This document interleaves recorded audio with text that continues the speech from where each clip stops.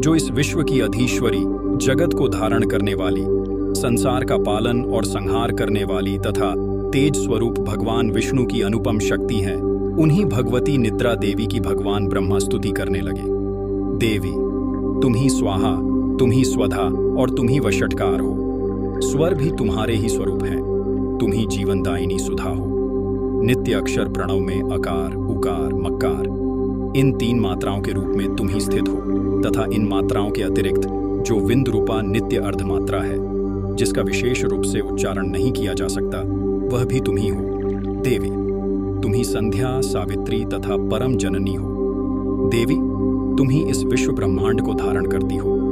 तुमसे ही इस जगत की सृष्टि होती है, तुम ही से इसका पालन होता है और सदा तुम ही कल्प के अंत में सबको अपना ग्रास बना लेती हो। जगन्मयी देवी, इस जगत की उत्पत्ति के समय तुम सृष्टि रूपा हो, पालन काल में स्थिति रूपा हो तथा कल्पांत के समय संहार रूप धारण करने वाली हो। तुम ही महाविद्या, महामाया, महामेधा, महास्मृति, महामोह रूपा, महादेवी और महासुरी हो। तुम ही तीनों गुणों को उत्पन्न करने वाली सबकी प्रकृति हो।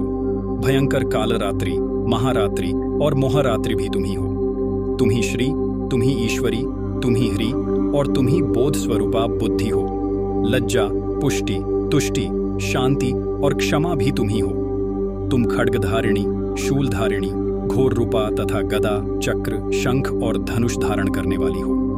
बाण, भुषुंडी और परिघ, ये भी तुम्हारे अस्त्र हैं। तुम सौम्य और सौम्यतर हो। इतना ही नहीं, जितने भी सौम्य एवं सुंदर पदार्थ हैं, उन सब की अपेक्षा तुम अत्यधिक सुंदरी हो।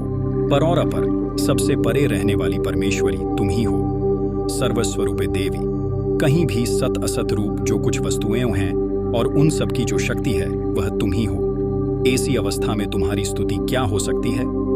जो इस जगत की सृष्टि, पालन और संहार करते हैं, उन भगवान को भी जब तुमने निद्रा के अधीन कर दिया है, तब तुम्हारी स्तुति करने में यहाँ कौन समर्थ हो सकता है?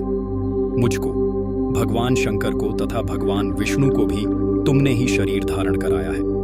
अतः तुम्हारी स्तुति करने की शक्ति किसमें है? देवी, तुम तो अपने इन उदार प्रभावों से ही प्रशंसित हो। ये जो दोनों दुर्धर्ष असुर मधु और कैटभ हैं, इनको मोह में डाल दो और जगदीश्वर भगवान विष्णु को शीघ्र ही जगा दो। साथ ही इनके भीतर इन दोनों महान असुरों को मार डालने की बुद्धि उत्पन्न कर दो। योग निद्रा के जरिए धीरे धीरे आपका मन शांत होता है और आपके जीवन पर भी इसका सकारात्मक प्रभाव पड़ता है। इसलिए योग निद्रा आज के दौर में बहुत जरूरी है।